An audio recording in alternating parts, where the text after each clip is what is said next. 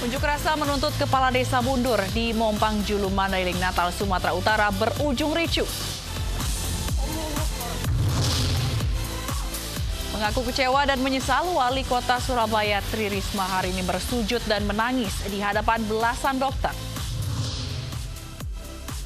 Mantan Menpora Imam Nahrawi divonis 7 tahun penjara terkait kasus dana hibah KONI dan gratifikasi.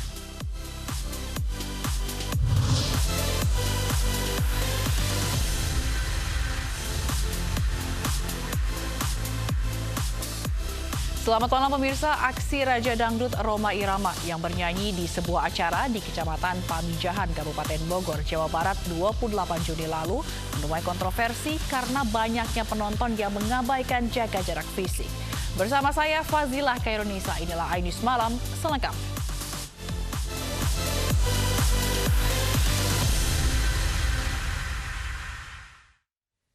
Unjuk rasa menuntut kepala desa mundur di Mompang Julu, Mandailing, Natal, Sumatera Utara berujung ricuh. Massa melempari petugas dengan batu.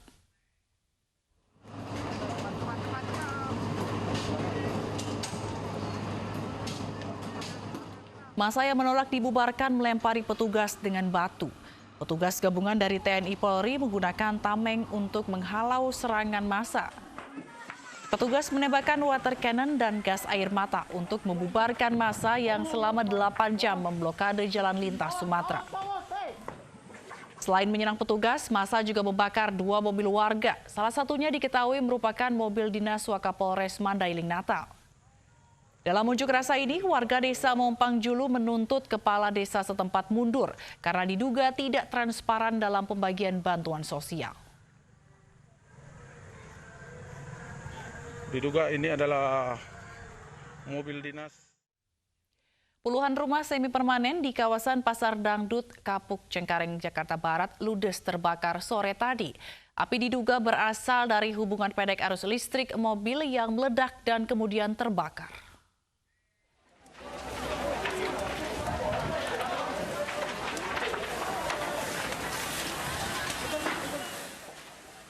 Petugas pemadam kebakaran dibantu warga berusaha memadamkan api yang membakar puluhan rumah semi permanen di kawasan Pasar Dangdut, Kapuk, Cengkareng, Jakarta Barat.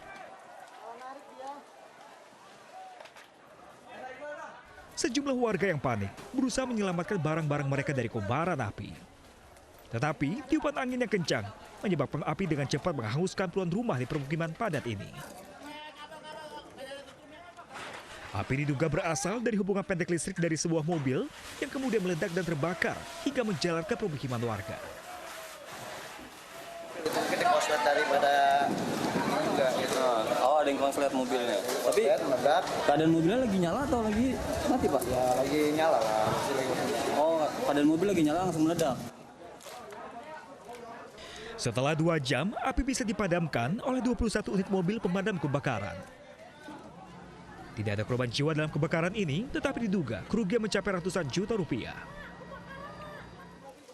Dari Jakarta, Miftahul Gani, iNews melaporkan.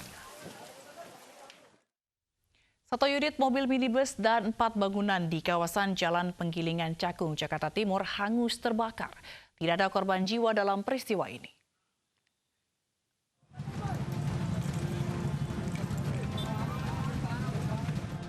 Satu mobil di Jalan Penggilingan Cakung, Jakarta Timur pada Senin siang terbakar.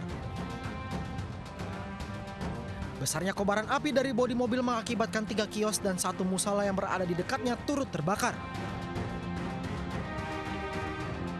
Menurut warga, sebelum terbakar asap mulai mengepul dari bawah saat mobil melaju dari arah Pulau Gadung dan api membesar saat berhenti di Jalan Penggilingan. Betul. Jadi dari awal dari mobil Luxio ini ya, tapi kita tidak tahu dia itu kenapa awal muasalnya dia berhenti di depan rumah makan ini yang kapal belakang saya, serempet ke 2 kartu langsung ke musola. Ini diduga korsleting atau seperti apa bang dari? Kalau diduga korsleting dari bodi mobil sendiri, menyalakan dan langsung membesar. Api di mobil dan bangunan dapat dipadamkan setelah 10 armada pemadam kebakaran dikerahkan ke lokasi. Tidak ada korban jiwa dalam kejadian ini. Dari Jakarta, Sofyan Firdaus, iNews melaporkan.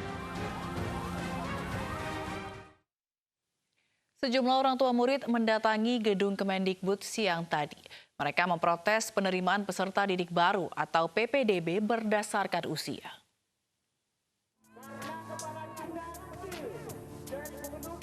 Sejumlah orang tua murid berdatangi gedung Kemendikbud Jakarta Pusat Senin siang. Mereka memprotes penerimaan peserta didik baru atau PPDB yang berdasarkan usia. Para orang tua ini juga menggelar aksi serupa di Balai Kota DKI Jakarta pekan lalu. Batalkan PPDB 2020. Kenapa, Pak? Anak-anak kita sekolahkan untuk pintar. Anak-anak kita sekolahkan untuk pintar. Tapi saat ini yang dipakai usia. Kepintaran tidak perlu. Lihat anak-anak kami di rumah, nangis, marah, tidak mau makan. Rusak mental anak-anak kami. Batalkan PPDB 2020. Usai melayangkan protes, beberapa perwakilan orang tua murid melakukan audiensi bersama dengan Sekretaris Dirjen Pendidikan Dasar Kemendikbud. Para orang tua murid menilai PPDB berdasarkan usia merugikan calon murid yang berusia muda. Komnas Perlindungan Anak menduga ada pelanggaran yang dilakukan Dinas Pendidikan DKI Jakarta dalam PPDB tahun ini.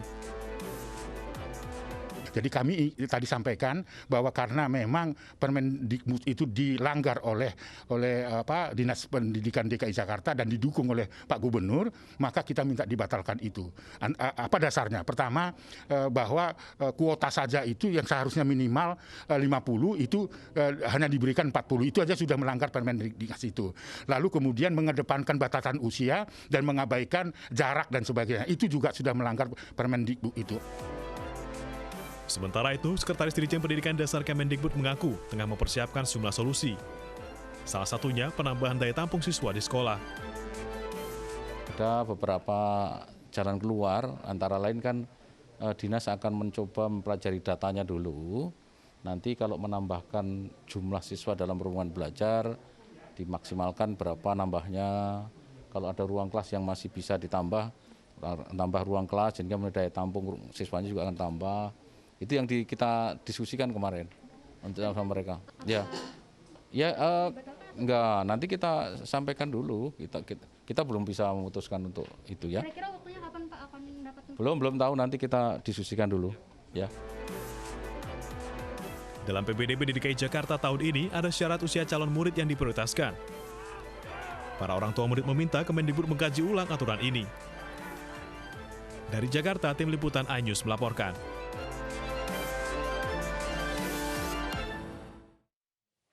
Pemirsa, lagi-lagi artis terjerat kasus penyalahgunaan narkoba. Kali ini polisi menangkap artis FTV Ridho Ilahi. Ridho ditangkap semalam dan polisi masih memburu pemasok narkoba untuk Ridho. Ini mana supir yang tadi dikit? Oh, di situ. Artis sinetron Ridho Ilahi ditangkap di kediamannya di kawasan Cibubur, Jakarta Timur Minggu malam. Ridho ditangkap oleh Satuan Reserse Kriminal Polres Jakarta Barat. Saat ditangkap, Ridho Ilahi kedapatan memiliki sabu. Ia pun langsung dibawa ke Mapolres Jakarta Barat dan hingga kini masih diperiksa intensif. Polisi mengaku sudah mengetahui pemasok narkoba untuk Ridho Ilahi dan masih diburu. Memang barang buktinya dikit, tapi karena begini, kita mengamankan yang bersangkutan itu berdasarkan laporan masyarakat.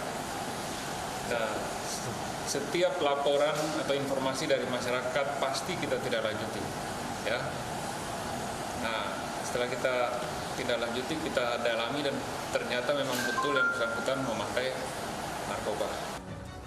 Ridho Ilahi adalah artis sinetron kelahiran Padang 12 Oktober 1987. Ridho bukanlah artis pendatang baru di dunia sinetron Indonesia. Ia pun termasuk artis yang laris di layar kaca. Sedikitnya sudah ada 130 film yang dimainkannya. Dari Jakarta, Miftahul Gani, iNews melaporkan. Penangkapan dua pengedar narkotika jenis sabu di kawasan Cisoka, Kabupaten Tangerang, Banten, Senin pagi berlangsung dramatis. Polisi terlibat kejar-kejaran dengan kedua pelaku yang mencoba melarikan diri.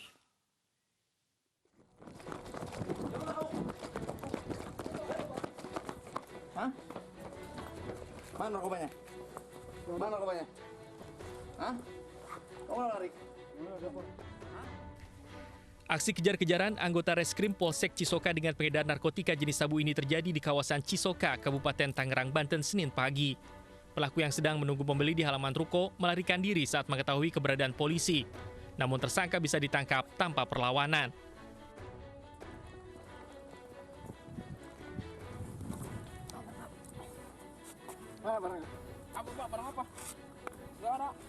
Polisi juga berhasil menangkap tersangka lain yang juga sempat melarikan diri saat akan ditangkap. Dalam penggeledahan, polisi menemukan 7 paket sabu siap edar. Menurut polisi, 7 paket barang haram didapatkan dari Jakarta. Kedua tersangka biasanya mengedarkan sabu di kawasan Cisoka dan Jayanti, Tangerang. Dari Jakarta, itu yang mereka masih menutup ya, menjual narkotika bersama dengan seseorang. Pelakunya ada 2, yang pertama RR ini yang kedapatan barang, kemudian pelaku berikutnya adalah R ini dengan RR berdua ini sudah bersepakat untuk melakukan penjualan narkotika jenis sabu. Untuk mempertanggungjawabkan perbuatannya, kedua tersangka dijerat pasal penyalahgunaan dan peredaran narkoba dengan ancaman 7 tahun penjara. Dari Kabupaten Tangerang, Banten, Aimarani, iNews melaporkan. BNN menangkap 6 orang penyelundup narkoba jenis sabu dari 3 tempat. Sabu seberat 40 kg disita dalam penangkapan yang dilakukan bersama petugas Bea Cukai tersebut.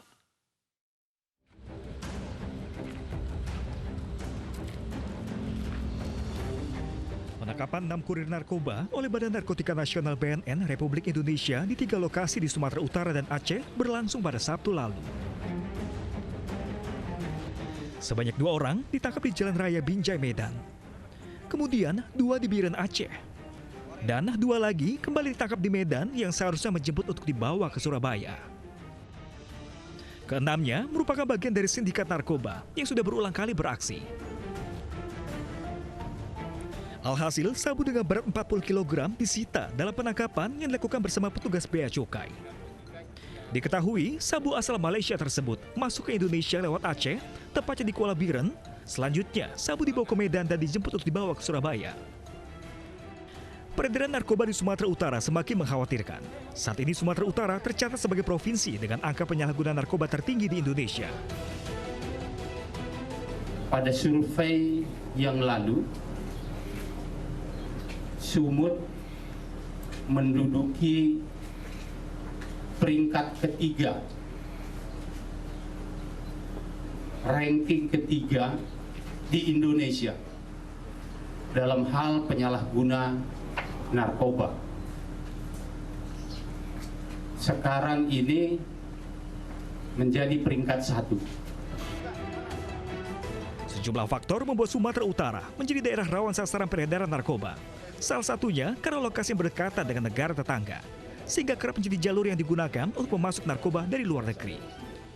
Dari Medan, Sumatera Utara, Aminur Rashid, iNews melaporkan.